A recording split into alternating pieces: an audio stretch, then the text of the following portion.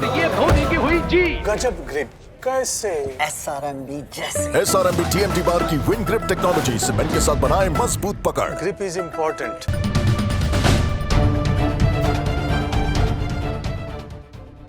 একটা টিমে তিনজনই ফার্স্ট বয়, তিনজনই 100 করে নাম্বার পাচ্ছে। এখন কথা হচ্ছে ফার্স্ট বয়টা কে হবে?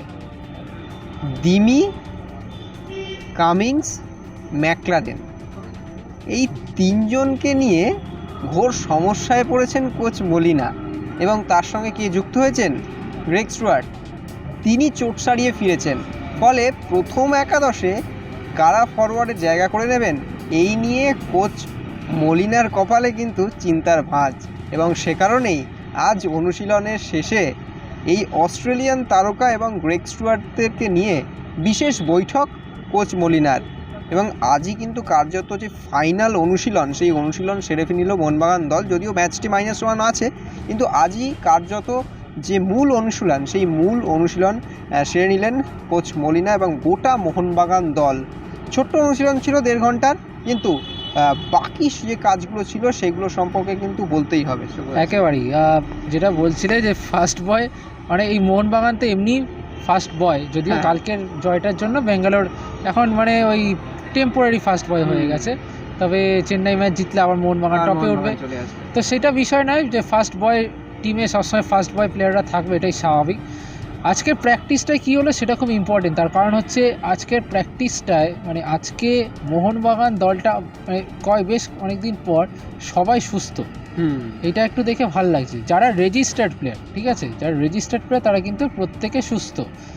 নুনো রেইস, প্রথমেই একটা আপডেট দিয়ে দিই, নুনো রেইস তার একটু চোট লেগেছে, সেই কারণে আজকে তিনি অনুশীলন করতে পারেননি। এবং যেটা অরিত্র বললো যে আজকে যেহেতু মেন অনুশীলনটা হয়েছে কী ছকে খেলা হবে সেই নিয়ে যেহেতু অনুশীলনটা হয়েছে, তাই নুনো রেইসকে রাখার কোনো ঝুঁকি নেননি মলিনা, যেহেতু নুনো রেইস এই ম্যাচটা খেলবেনও না, কবে খেলবেন তার কোনো নিশ্চয়তা নেই। সুতরাং এই একটা ব্যাপার। আর আজকে পুরো মেডিকেল রুমেই ছিলেন দলের মিডফিল্ডার গ্লেন মার্টিন্স, তবে তিনিও খেলবেন না, তো সুতরাং তাকে নিয়েও খুব একটা চিন্তার বিষয় নেই।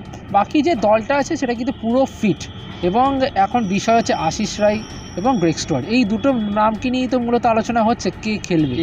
কারণ তাদের পরিবর্তে দিমি পেট্রাটোস, এই লাস্ট যে দুটো ম্যাচ হলো অর্থাৎ ওড়িশা এবং জামশেদপুর এফসির বিরুদ্ধে, সেখানে কিন্তু দিমি পেট্রাটোস দুর্দান্ত ফুটবল খেলেছে, বলে লাভ নেই। এবং জামশেদপুরের বিরুদ্ধে আশিস রায় পরিবর্তন হিসেবে নেওয়া দীপেন্দু বিশ্বাস নজর কেড়েছে, ভালো ফুটবল খেলেছে, নিজের অনভ্যস্ত পজিশনে খেলে একটা ভালো ছাপ ফেলেছেন জায়গাটায়। এইবার প্রশ্ন হলো এই দুই ফুটবলার আশিস রায় এবং দীপেন্দু না আশিস, দীপেন্দু না আশিস, আশিস না দীপেন্দু, স্টুয়ার্ট না দিমি না দিমি না স্টুয়ার্ট, কে এইটা হবে জিগসার পাজেল হয়ে গেছে, পুরো জিগসার পাজেল হয়ে গেছে। এবং এই পাজেলটা ঠিক জায়গায় লাগানোই কিন্তু কোচ হোসে মলিনার কাজ, এবং সেটা তিনি যথার্থভাবে করছেন। আজ এই মরশুমটা দেখলে সেটা স্পষ্ট বোঝা যাচ্ছে, হাতে এত তারকা, তাদের মধ্যে থেকে কাকে তিনি রাখবেন সেটাই হচ্ছে তার মেন অস্ত্র। আজকের অনুশীলনে যেটা মেনলি হলো, প্রথমে ফিজিক্যাল প্র্যাকটিস হয়েছে। ফিজিক্যাল প্র্যাকটিসে মূলত স্ট্রেংথনিং থেকে শুরু করে যেরকম ফিজিক্যাল প্র্যাকটিস আপনারা দেখে থাকেন, আমাদের প্রথম 15 মিনিটে যা ভিডিও আপনারা দেখেন ওইটুকুই আমরা পাই, ওই প্র্যাকটিসই মূলত হয়েছে প্রথম দিকে। তারপর যেটা হয়েছে, দুটো দলে ভাগ করে ফুটবল খেলানো হয়েছে এবং ডিফেন্সিভ অর্গানাইজেশন এবং অফেন্সিভ অর্গানাইজেশন নিয়ে বেশ অনেকটা কাজ হয়েছে। যেটা সবথেকে গুরুত্বপূর্ণ বিষয়, আমি যে ডিফেন্সিভ অর্গানাইজেশনের কথা বলি, 4 ডিফেন্সের যে অর্গানাইজেশন সেখানে কিন্তু অ্যালবার্টো রড্রিগেজ একমাত্র স্ট্যাগনেন্ট, মানে তিনি ছিলেন এখানটায়, মানে একমাত্র তিনি স্টেবল ছিলেন। বাকি জায়গাগুলোতে পরিবর্তন হচ্ছিল, কখনো টম অলড্রেডের সাথে জুটি বাঁধছিলেন, কখনো সেখানে সৌরভ ভানওয়ালা আসছিল সেন্টার ব্যাকে, আবার দুই প্রান্তে দুই সাইড ব্যাকে আমরা কখনো দেখছিলাম সুভাষিস বসু এবং দীপেন্দু বিশ্বাস, কখনো তার পরিবর্তন হিসেবে আমরা দেখছিলাম আমানদীপ সিং এবং আশিস রায়।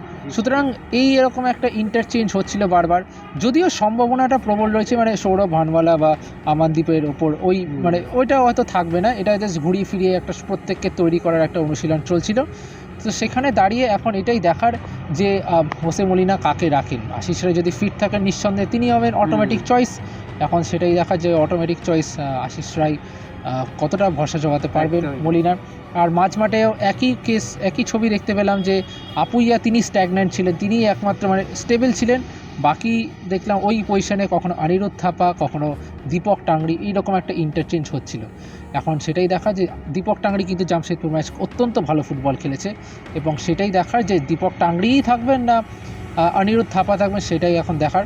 এই বিষয়টা এইটা মোটামুটি পুরো প্র্যাকটিসটা হয়েছে। আর আক্রমণে দিমিত্রি পেত্রাতোস, জেসন কামিংস এবং আরেক প্রান্তে জেমি ম্যাকলারেন এবং গ্রেগ স্টুয়ার্ট এইরকম জুটি বেঁধে খেলানো হয়েছে, যেটা হয়ে থাকে খুব স্বাভাবিকভাবে।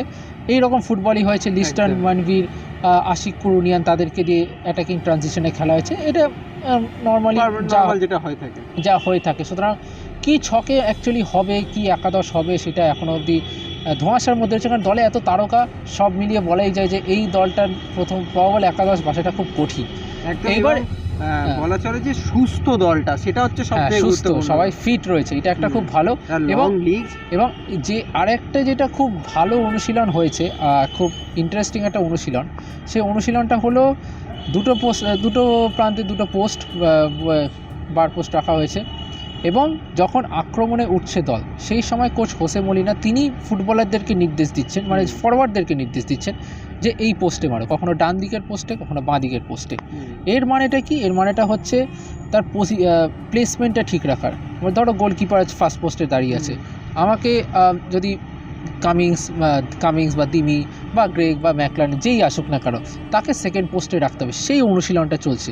এবার তাকে তো হাতে ধরে এটা দেখানোর কোনো মানে নেই, কারণ এই চারজনের প্রত্যেকেই প্রমাণিত, বিশ্বে বড় বড় লিগে তারা খেলে এসেছেন, বড় জায়গায় খেলে এসেছেন, সুতরাং এইগুলো কোনো ব্যাপার না। তবুও কোচ হোসে মলিনা এই ছোটো ছোটো বিষয়গুলোকে নিয়ে কিন্তু আরও বেশি আক্রমণ করার চেষ্টা করছে। আর সেটাই এখন দেখা যে এই পুরো বিষয়টা নিয়ে মোহনবাগান চেন্নাই ম্যাচটাতে কীভাবে পয়েন্ট তুলে নিতে পারে কিনা। যদিও ম্যাচটে -1 সেই বিশেষ 15 মিনিটের অনুশীলন আপনারা কাল দেখবেন, তার আগে ফাইনাল অনুশীলন সেরে নিল Jose Molina brigade.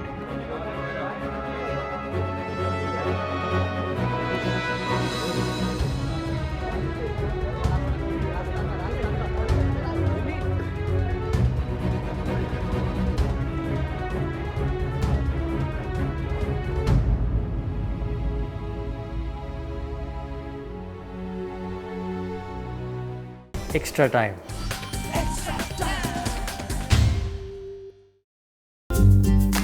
Latest news আর এক্সক্লুসিভ ভিডিওর সঙ্গে আপডেট থাকতে এখনই সাবস্ক্রাইব করুন আমাদের ইউটিউব চ্যানেল। বেল আইকনে ক্লিক করতে ভুলবেন না যেন।